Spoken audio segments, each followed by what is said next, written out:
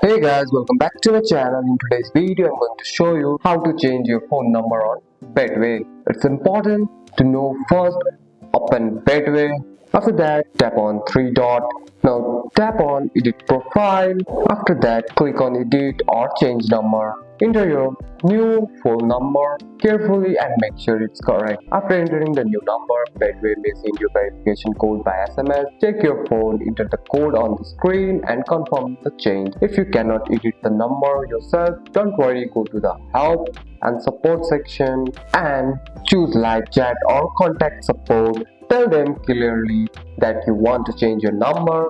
They may ask for your username, your old phone number, your new phone number, and sometimes an ID document for verification. And that's it. That's all for today's video, guys. If you found this video helpful, drop a like and subscribe for more videos. Thanks for watching. See you in the next one.